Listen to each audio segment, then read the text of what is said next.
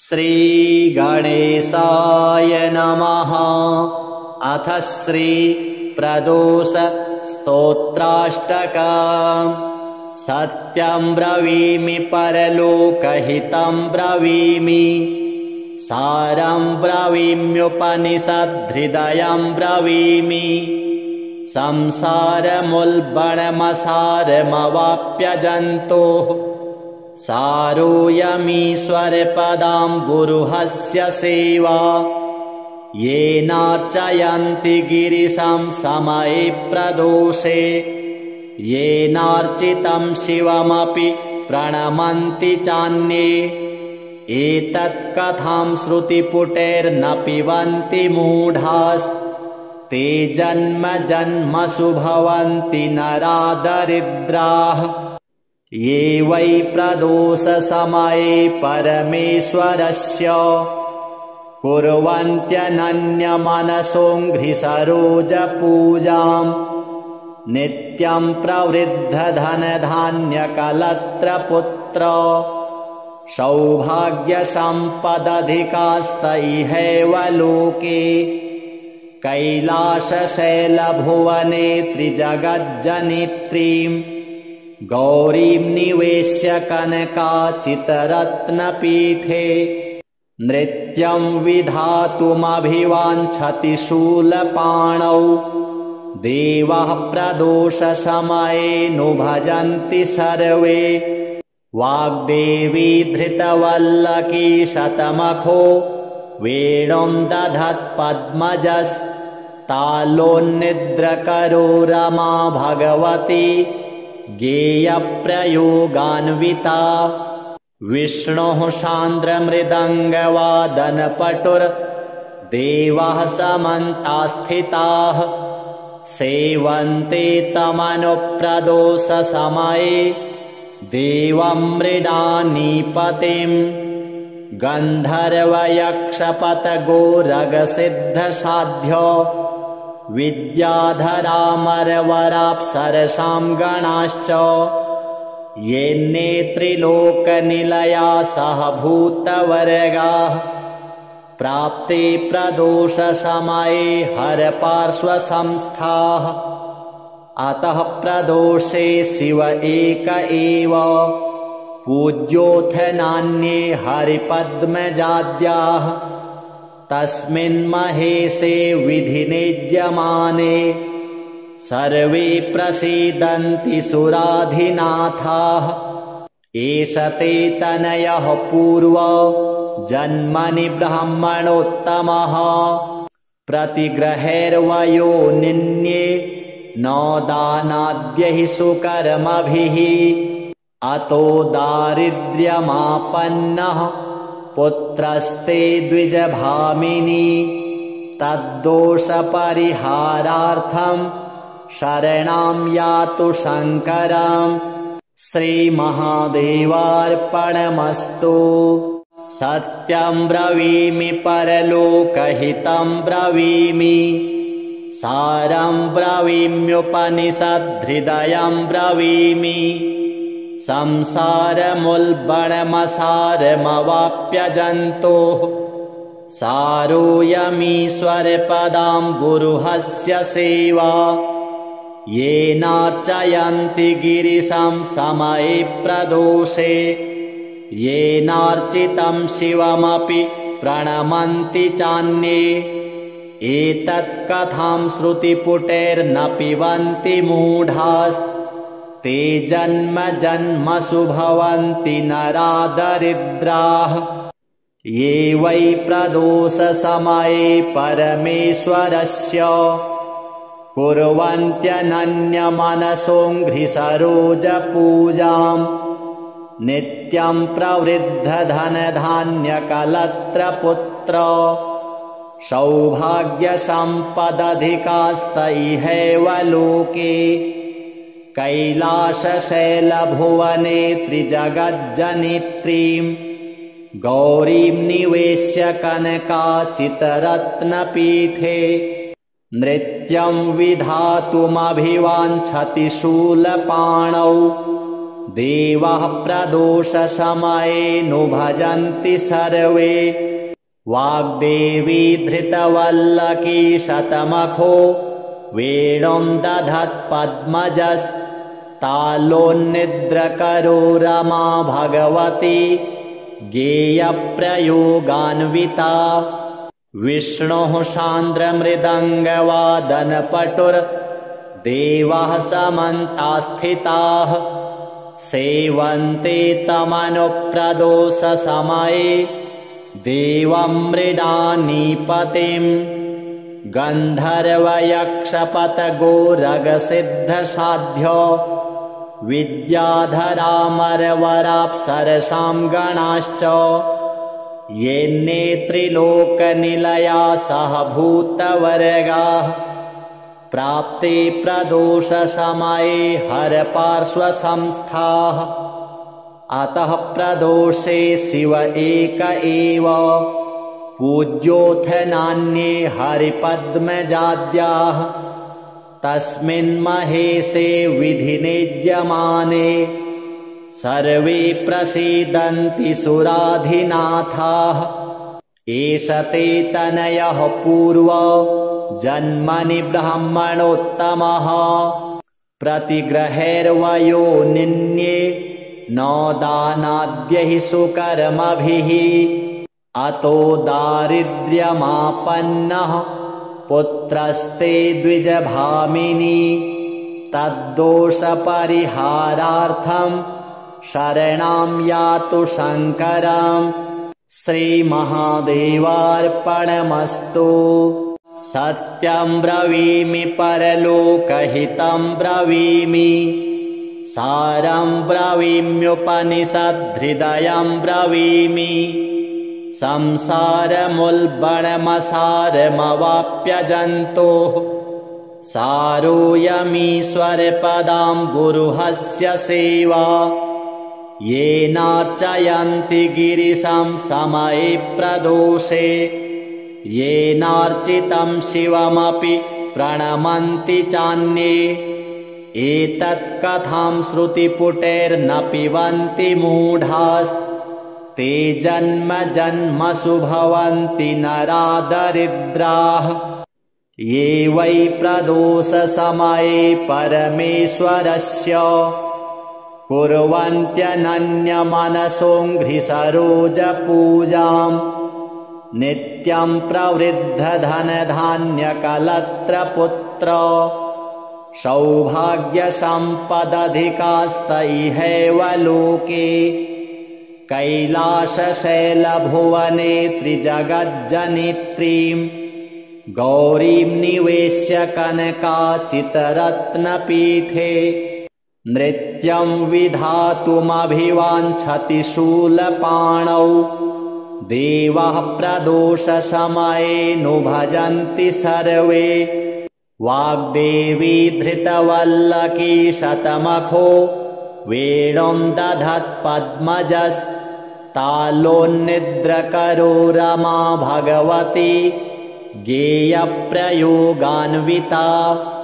विष्णोः सान्द्रमृदङ्गवादनपटुर्देवाः समन्तास्थिताः सेवन्ते तमनुप्रदोषसमये देवं मृडानीपतिं गन्धर्वयक्षपतगोरगसिद्धसाध्यो विद्याधरामरवराप्सरसां गणाश्च ये त्रिलोकनिलया सह भूतवर्गाः प्राप्ते प्रदोषसमये हरपार्श्वसंस्थाः अतः प्रदोषे शिव एक एव पूज्योऽथ नान्ये हरिपद्मजाद्याः तस्मिन्महेशे विधिनिज्यमाने सर्वे प्रसीदन्ति सुराधिनाथाः एष ते तनयः पूर्व जन्मनि ब्राह्मणोत्तमः प्रतिग्रहैर्वयो निन्ये न दानाद्यैः सुकर्मभिः अतो दारिद्र्यमापन्नः पुत्रस्ते द्विजभामिनी तद्दोषपरिहारार्थं शरणं यातु शङ्करम् श्रीमहादेवार्पणमस्तु। सत्यं ब्रवीमि परलोकहितं ब्रवीमि सारं ब्रवीम्युपनिषद्हृदयं ब्रवीमि संसारमुल्बणमसारमवाप्यजन्तोः सारोऽयमीश्वरपदाम्बुरुहस्य सेवा येनार्चयन्ति गिरिशं समये प्रदोषे येनार्चितं शिवमपि प्रणमन्ति चान्ये एतत् कथां श्रुतिपुटैर्न पिबन्ति मूढास्ते जन्म जन्मसु भवन्ति नरा दरिद्राः ये वै प्रदोषसमये परमेश्वरस्य कुर्वन्त्यनन्यमनसोऽङ्घ्रिसरोजपूजाम् नित्यं प्रवृद्धधनधान्यकलत्रपुत्र सौभाग्यसम्पदधिकास्त इहैव लोके कैलासशैलभुवने त्रिजगज्जनित्रीं गौरीं निवेश्य कनकाचितरत्नपीठे नृत्यं विधातुमभिवाञ्छति शूलपाणौ देवः प्रदोषसमये नु भजन्ति सर्वे वाग्देवी धृतवल्लकी शतमखो वेणुं दधत्पद्मजस्तालोन्निद्रकरो रमा भगवती गेयप्रयोगान्विता विष्णोः सान्द्रमृदङ्गवादनपटुर्देवाः समन्तास्थिताः सेवन्ते तमनुप्रदोषसमये देवं मृडानीपतिम् गन्धर्वयक्षपतगोरगसिद्धसाध्यो विद्याधरामरवराप्सरसां गणाश्च ये नेत्रिलोकनिलया सह भूतवर्गाः प्राप्ते प्रदोषसमये हरपार्श्वसंस्थाः अतः प्रदोषे शिव एक एव पूज्योऽथ नान्ये हरिपद्मजाद्याः तस्मिन् महेशे विधिनिज्यमाने सर्वे प्रसीदन्ति सुराधिनाथाः एष ते तनयः पूर्व जन्मनि ब्राह्मणोत्तमः प्रतिग्रहैर्वयो निन्ये नौदानाद्यैः सुकर्मभिः अतो दारिद्र्यमापन्नः पुत्रस्ते द्विजभामिनी तद्दोषपरिहारार्थं शरणं यातु शङ्करम् श्रीमहादेवार्पणमस्तु।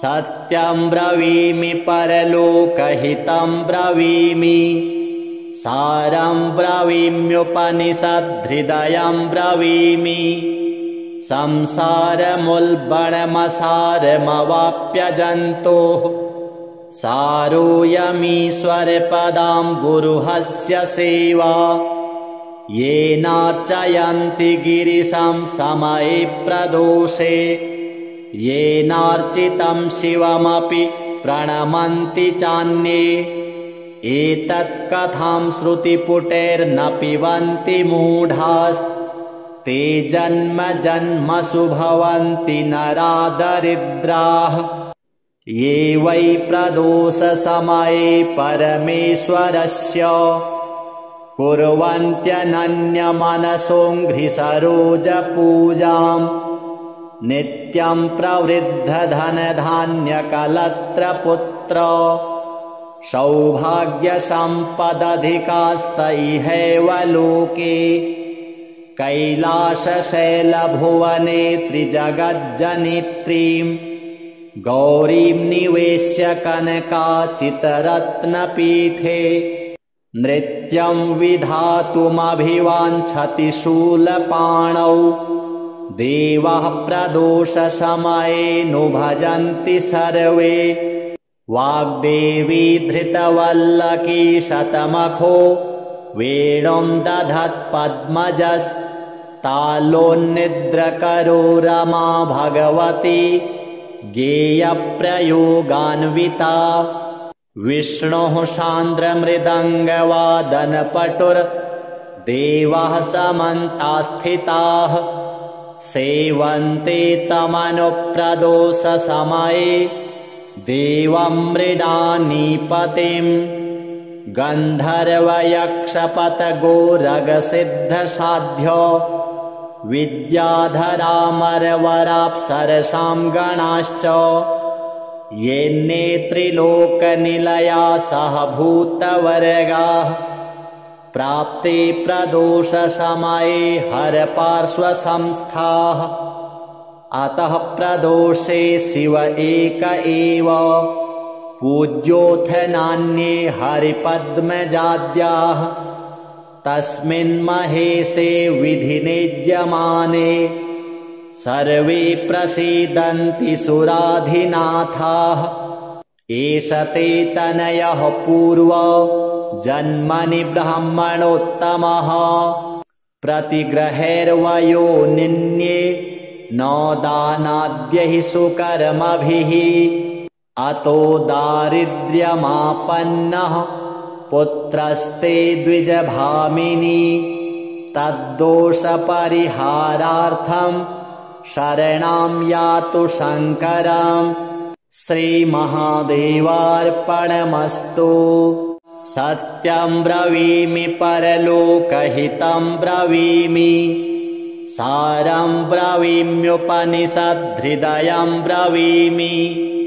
संसारमुल्बणमसारमवाप्यजन्तोः सारोऽयमीश्वरपदां गुरुहस्य सेवा। येनार्चयन्ति गिरिशं समये प्रदोषे येनार्चितं शिवमपि प्रणमन्ति चान्ये।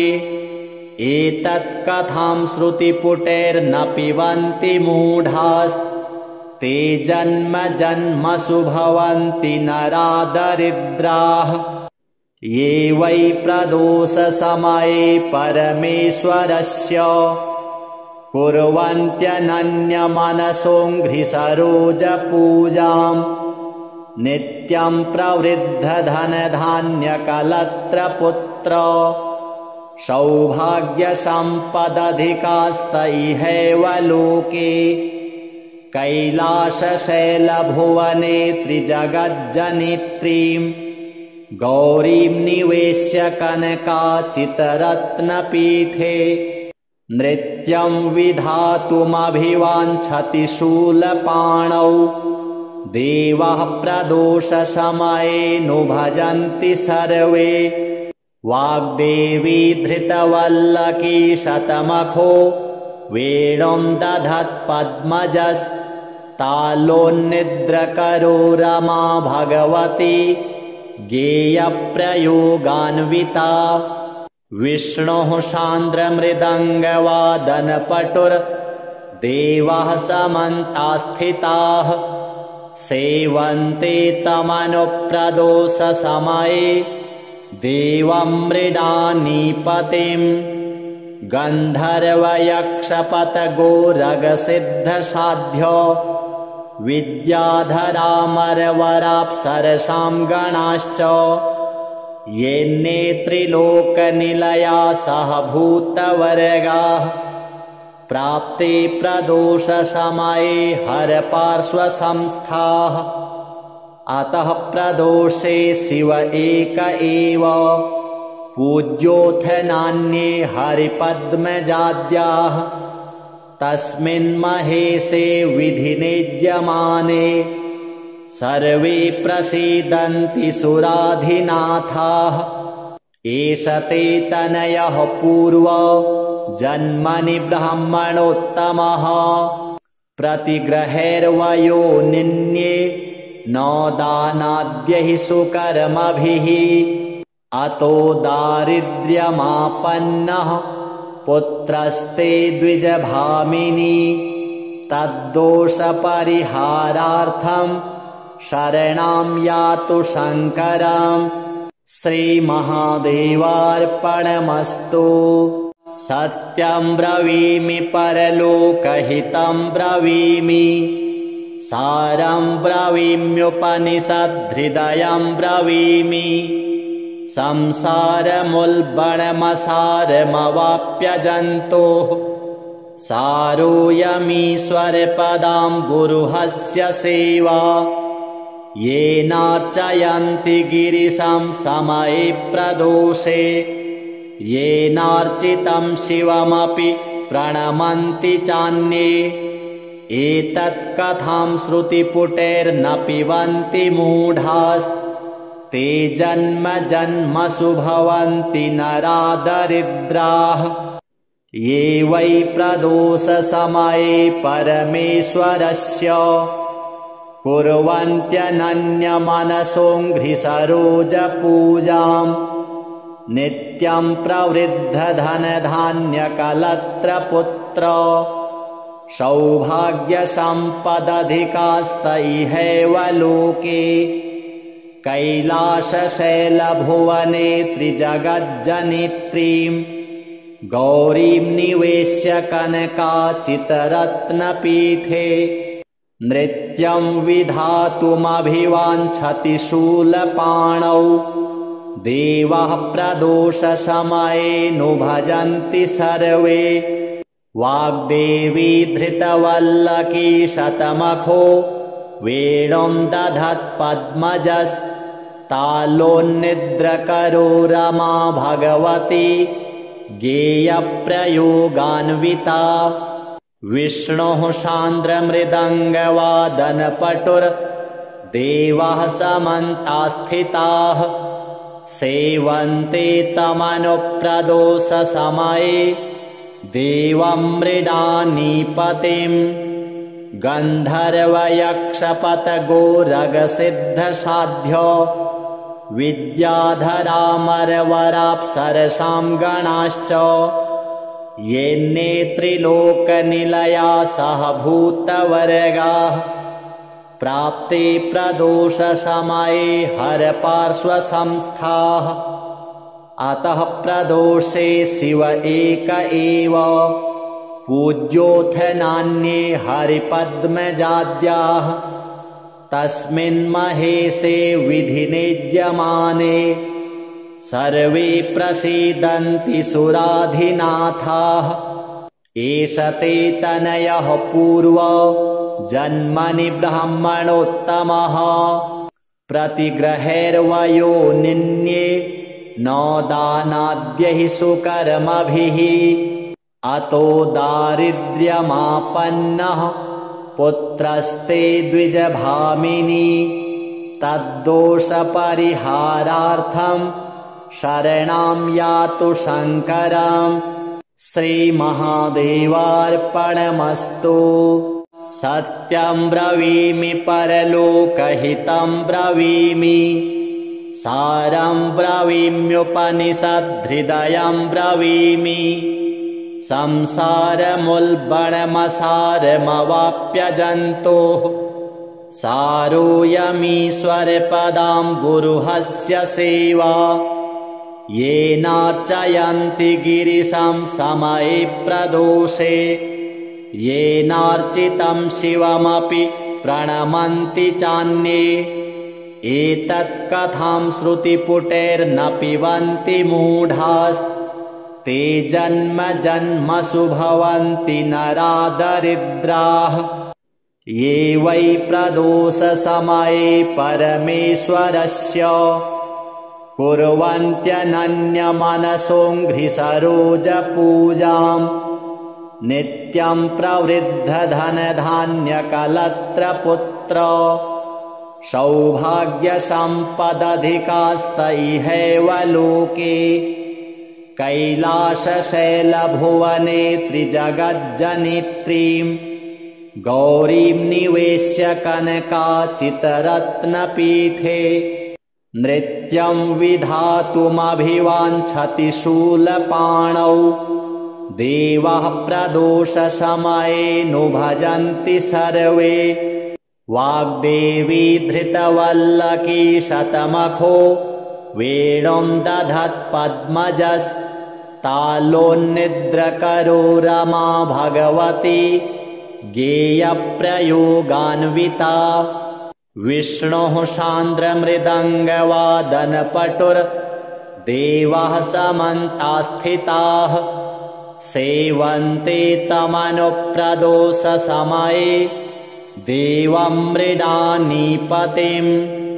गन्धर्वयक्षपतगोरगसिद्धसाध्यो विद्याधरामरवराप्सरसां गणाश्च ये नेत्रिलोकनिलया सह भूतवर्गाः प्राप्ते प्रदोषसमये हरपार्श्वसंस्थाः।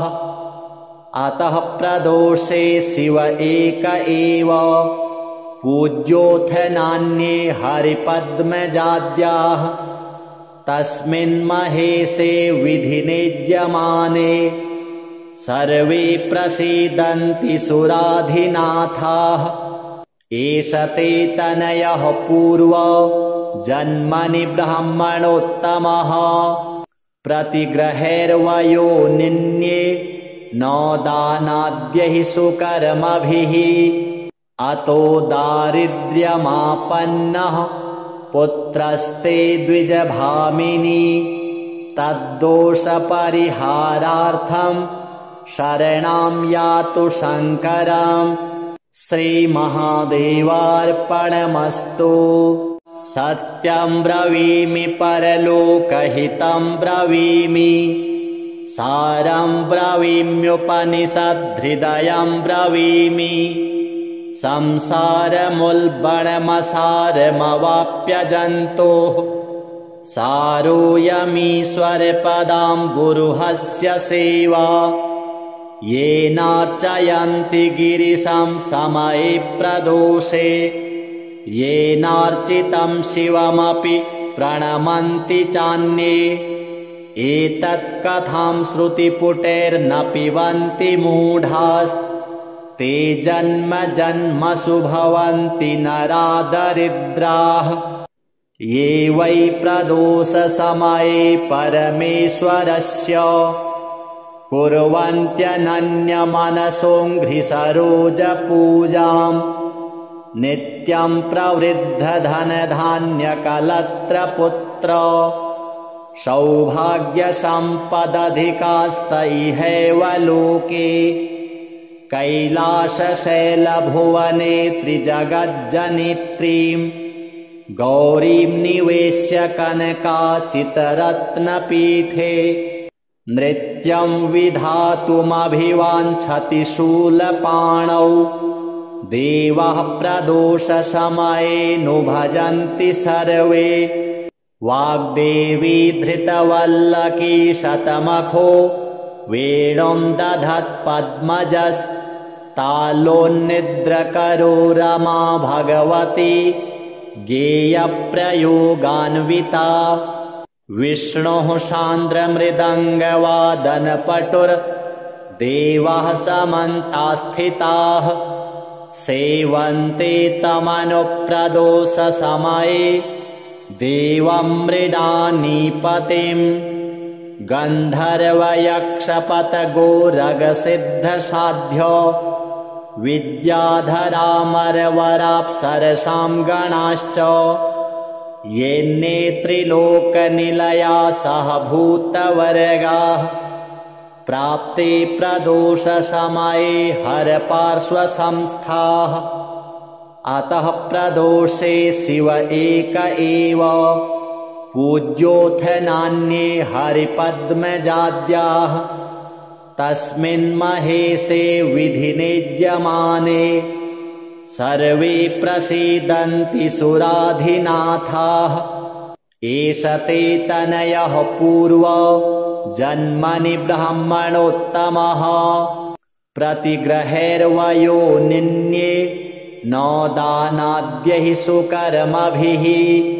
अतो दारिद्र्यमापन्नः पुत्रस्ते द्विजभामिनी तद्दोषपरिहारार्थं शरणं यातु शङ्करम् श्रीमहादेवार्पणमस्तु।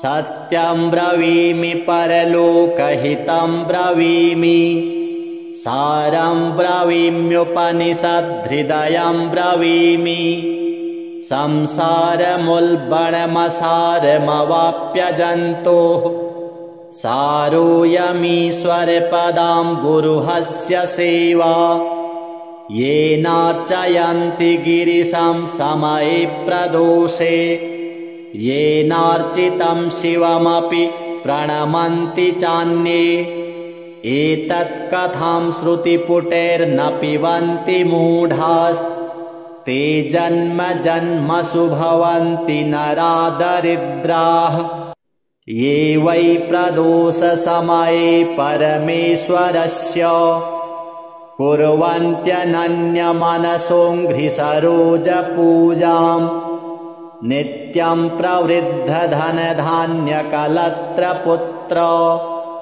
सौभाग्यसम्पदधिकास्त इहैव लोके कैलासशैलभुवने त्रिजगज्जनित्रीं गौरीं निवेश्य कनकाचितरत्नपीठे नृत्यं विधातुमभिवाञ्छति शूलपाणौ देवः प्रदोषसमये नु भजन्ति सर्वे वाग्देवी धृतवल्लकी शतमखो वेणुं दधत्पद्मजस्तालोन्निद्रकरो रमा भगवती गेयप्रयोगान्विता विष्णोः सान्द्रमृदङ्गवादनपटुर्देवाः समन्तास्थिताः सेवन्ते तमनुप्रदोषसमये देवं मृडानीपतिं गन्धर्वयक्षपतगोरगसिद्धसाध्यो विद्याधरामरवराप्सरसां गणाश्च येन्ने त्रिलोकनिलया सह भूतवर्गाः प्राप्ते प्रदोषसमये हरपार्श्वसंस्थाः अतः प्रदोषे शिव एक एव पूज्योऽथ नान्ये हरिपद्मजाद्याः तस्मिन्महेशे विधिनिज्यमाने सर्वे प्रसीदन्ति सुराधिनाथाः एष ते तनयः पूर्व जन्मनि ब्राह्मणोत्तमः प्रतिग्रहैर्वयो निन्ये न दानाद्यैः सुकर्मभिः अतो दारिद्र्यमापन्नः पुत्रस्ते द्विजभामिनी तद्दोषपरिहारार्थं शरणं यातु शङ्करम् श्रीमहादेवार्पणमस्तु। सत्यं ब्रवीमि परलोकहितं ब्रवीमि सारं ब्रवीम्युपनिषद्धृदयं ब्रवीमि संसारमुल्बणमसारमवाप्यजन्तोः सारोऽयमीश्वरपदां गुरुहस्य सेवा येनार्चयन्ति गिरिशं समये प्रदोषे येनार्चितं शिवमपि प्रणमन्ति चान्ये एतत्कथां श्रुतिपुटैर्न पिबन्ति मूढास्ते जन्म जन्मसु भवन्ति नरा दरिद्राः ये वै प्रदोषसमये परमेश्वरस्य कुर्वन्त्यनन्यमनसोऽङ्घ्रिसरोजपूजाम् नित्यं प्रवृद्धधनधान्यकलत्रपुत्र सौभाग्यसम्पदधिकास्त इहैव लोके कैलासशैलभुवने त्रिजगज्जनित्रीं गौरीं निवेश्य कनकाचितरत्नपीठे नृत्यं विधातुमभिवाञ्छति शूलपाणौ देवाः प्रदोषसमये नु भजन्ति सर्वे वाग्देवी धृतवल्लकी शतमखो वेणुं दधत्पद्मजस्तालोन्निद्रकरो रमा भगवती गेयप्रयोगान्विता